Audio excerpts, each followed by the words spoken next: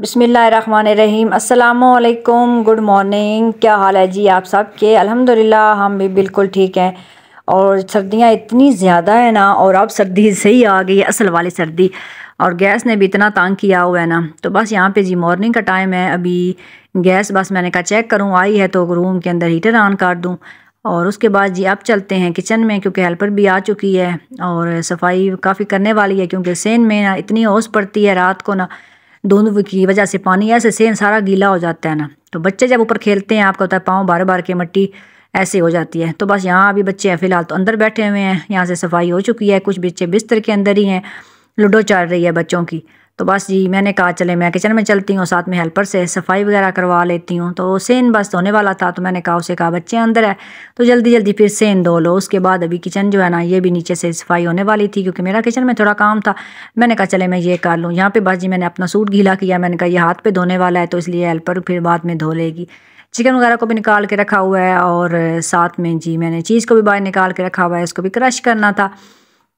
तो मैंने कहा चलें ये फ्रीज़ हुई हुई है तो इतने में ये थोड़े सॉफ्ट हो जाएगी। तो यहाँ पे मैं बना रही हूँ चाय, क्योंकि हेल्पर को भी चाय देनी है और अपने लिए भी। सर्दी इतनी ज़्यादा है ना कि अब तो दिल यही करता है कि यार 2 घंटे बाद चाय पी जाए। हमारे घर में चाय बहुत ज़्यादा जो है ना पी जाती है। तो मेरी देवरानी आई हुई है तो वो कहती हैं तो आप कितनी ज़्यादा चाय पीते हो। तो मैंने कहा बस हम पंजाबी जो है ना, शायद ये बाकी इलाका जात से हमारे यहाँ ज़्यादा इलाके में ज़्यादा चाय बनती है। तो भाई साथ में मैंने जी केक बेक करने हैं, और आज मैं पतीले के अंदर केक बनाऊंगी और आपको दिखाऊंगी कैसे परफेक्ट पतीले के अंदर आप केक बना सकते हैं। दूध को मैंने बॉयल होने के लिए ऊपर रखा है, साथ में किचन से भी सफाई करने के लिए हेल्पर आ गई थी, तो बस उससे मैंने किचन की अच्छी तरह सफाई नीचे से करवाई है।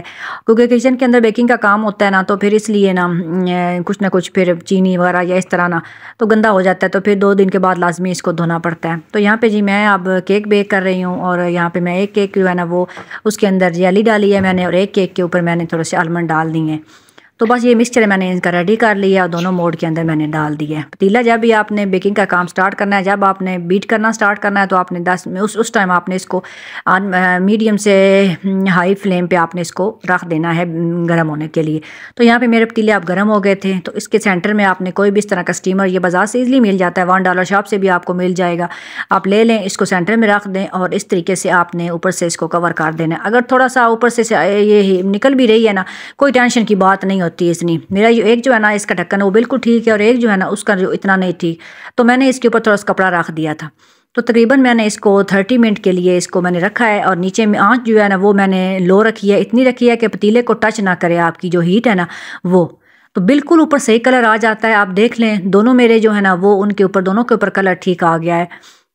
आपने ज़्यादा आंच नहीं रखनी, ज़्यादा आप तेज़ आंच रखेंगे तो नीचे से आपका जो है ना केक वो पक जाएगा, लेकिन ऊपर से इसका कलर नहीं आएगा।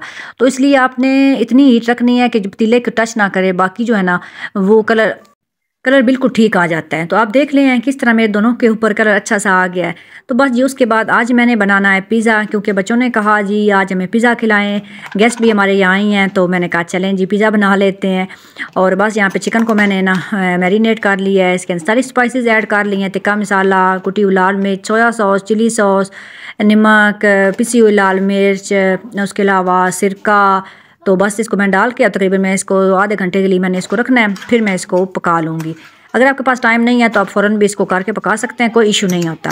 तो बस जल्दी जल्दी जी मैं इसके अंदर मिक्स करके तो इसको रखती हूँ चूल्हे के ऊपर, और साथ में मेरे जी और भी काम है तो मैं जल्दी जल्दी वो कर लेती हूँ, क्योंकि मेरा सारा दिन किचन में गुजरता है। एक तो ठंड इतनी होती है और दूसरा गर्म होता है ना, क्योंकि किचन के अंदर फिर भी इतनी गैस होती है कि एक चूल्हे जलता है, हीटर वगैरह दिन में नहीं चल सकते।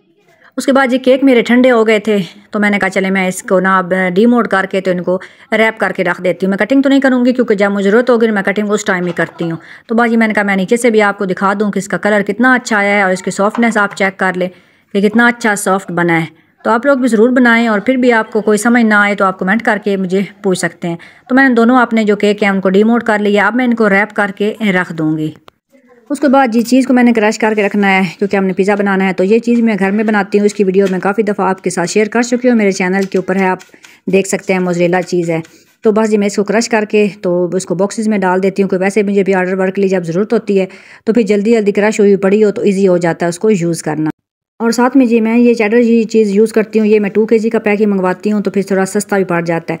तो बस इसको भी मैंने क्रश करना है, तो मैंने इसको भी निकाल लिया था, पहले थोड़ी देर मैंने रखा है, तो अब मैं इसको भी क्रश करके तो इसको भी मैं बॉक्सेस के अंदर ही डाल के रख लूँगी, जितनी मुझे ज़रूरत होगी उतनी हम यूज़ कर लेंगे। तो दोनों चीज़ मेरी जो है ना वो क्रश हो गई हैं, इनको मैंने बॉक्सेस के अंदर डाल लिया है। तो ये काम भी हमारा ख़त्म हो गया। आप काउंटर को कर लेते हैं साफ़, क्योंकि जब भी कोई काम करे काउंटर को तो फिर क्लीन लाजमी साथ साथ ही करना होता है। तो बस ये चिकन भी मेरा रेडी हो गया था, इसको मैं अब बॉक्सेस के अंदर डाल लेती हूँ, क्योंकि बर्तन भी मेरा कोशिश यही होती है कि मैं साथ साथ वॉश कर दूँ, जोड़ूँ नहीं, क्योंकि पता ज़्यादा जमा हो जाते हैं तो फिर दिल भी नहीं करता धोने का, और वैसे भी सिंक के अंदर ना ऐसे गंद सा मचा रहता है। तो मैं तो साथ साथ बर्तनों को वॉश करती रहती हूँ। तो बस ये साथ में डो भी बना के रखनी है, तो क्योंकि शाम को बनाना है, यहाँ पे दिन का टाइम था। तो बस मेरी झाई मेरे किचन में आ गई, तो वो फिर बर्तन होने का मैं वॉश कर देती हूँ, साथ साथ वो फिर हमें हेल्प करती रहती हैं। तो बस मैंने बच्चों को भूख लगी हुई थी, तो बच्चों ने कहा कि हमें जी कुछ खाने के लिए दें, तो ब्रेड पड़ी हुई थी, मैंने कहा चलें जैम लगा के ये बच्चों को दे देती हूँ। तो बस जी 2-2 3-3 स्लाइस ये बच्चों को दे दिए, क्योंकि पिज़्ज़ा बनने में टाइम था, तो बच्चे आपको पता है इतना सब्र नहीं करते। तो बस बच्चों को ये दे दिया, और उसके बाद जी मेरी डो भी हो गई थी रेडी, और इसको मैंने कहा अब निकाल के मैं डाल देती हूँ अपने किसी बर्तन के अंदर, और इसको रख दूँगी तकरीबन 2 से 3 घंटे के लिए। तो बस इसको ओवन के अंदर ही मैं ज़्यादा रखती हूँ, नहीं तो अगर गर्मी हो फिर तो कोई नहीं होता, मतलब रूम कमरे में या किचन में रख दें। अगर धूप हो तो मैं कोशिश करती हूँ मैं धूप के ऊपर रख दूँ, इसको धूप में जल्दी ये थोड़ी राइज़ हो जाती है अगर मुझे जल्दी जल्दी हो। तो ये देखें जी हमारे यहाँ का मौसम कितनी ज़्यादा फोग है, और अभी ये तकरीबन मगरिब से पहले का टाइम है, और बच्चे बाहर आपको पता है बाहर ही खेल रहे हैं, बच्चों को ठंड बिल्कुल नहीं लगती। तो मैं किचन में आ गई हूँ, तो ये देखें जी मेरी डो इतनी राइज़ हो गई थी कि ये जो उसके ऊपर कवर था ना उससे भी ऊपर उठाई थी। तो बस मैंने जल्दी जल्दी आप पैन के अंदर मैंने कहा लगा के थोड़ी देर इनको मैंने राइज़ होने के लिए रखा। उसके बाद जी डो मेरी राइज़ हो गई है पैन के अंदर सही से। अब मैं इसके ऊपर वेजिटेबल लगा लेती हूँ।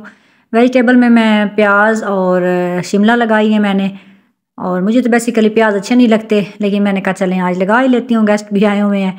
तो बस बच्चे तो इतने ख़ास नहीं खाते वेजिटेबल, उनको नहीं पसंद, और बस कुछ खा लेते हैं, तो फिर जो उनको नहीं पसंद वो निकाल देते हैं। तो खैर जी यहाँ पे मैंने वेजिटेबल लगा ली हैं, इसके ऊपर अब मैं चिकन लगा लेती हूँ, और ऊपर चीज़, और साथ में जी इसके ऊपर रख लेते हैं ऑलिव्स, और इसको मैं बेक होने के लिए रख दूँगी। ओवन को जी 10 मिनट्स हो गए हैं, मैंने उसको प्री हीट किया हुआ है, तो अब मैं इसको ओवन के अंदर बेक होने के लिए रख देती हूँ। तो काफ़ी कमेंट्स आते हैं कि ओवन के बारे में या पिज़्ज़ा को बेक करने के बारे में, तो मैं इसको 180 पे जो है ना वो बेक कर लेती हूँ। तो यहाँ पे जी साथ में ड्रिंक भी मंगवा लिया, क्योंकि बच्चों ने कहा है ये ड्रिंक भी लाजमी है अगर पिज़्ज़ा खाना है तो बच्चों की माननी पड़ती है कभी कभी। मौसम तो नहीं है ड्रिंक वाला, लेकिन असल बात भी यही है कि ऐसी चीज़ें जो है ना वो ड्रिंक के बगैर खाने का मज़ा ही नहीं आता। तो ये देखें जी पिज़्ज़ा मेरा अल्हम्दुलिल्लाह बेक होके आ गया है। तो पहले जो है बड़े हैं जो गेस्ट हैं पहले उनको सर्व करूँगी, तो फिर अपना जो है वो बनाएंगे बाद में बारी बारी। तो मैंने कहा एक एक बनता जाएगा तो आप लोगों को देती जाऊँगी। तो बस जी इस तरीके से मैंने फिर एक एक करके सारे पिज़्ज़े जो हैं उनको बेक कर लिया, और अल्हम्दुलिल्लाह जी आज का हमारा डिनर जो है वो इस तरीके से हो गया। और शुक्र है जी बच्चों का पेट भर गया, क्योंकि बच्चों के जब तक पेट फुल ना हो तो उनका दिल करता है ये करता है खाते रहे। मेरी भी कोशिश होती है कि मैं जिस दिन बनाऊँ ना फिर मैं इतना बनाऊँ कि ये बिल्कुल इनका पेट फुल हो जाए, ये सही से मैं ये ना कहे कि हमें और भूख है। तो बात भी आज भी ऐसे ही हुआ। तो बच्चों ने 2-2 3-3 बार खाया। उसके बाद जी हमने बस खाने के बाद चाय तो पता है आपको लाजमी होती है, चाय बना ली, और बस ये आज का दिन हमारा ऐसे ही गुजर गया। आई होप कि आपको मेरी आज की वीडियो अच्छी लगी होगी। अच्छी लगी है तो लाइक कर दें। मिलेंगे इंशाल्लाह नेक्स्ट किसी अच्छी सी वीडियो में, तब तक अपना बहुत सारा ख्याल रखें। अल्लाह हाफिज़।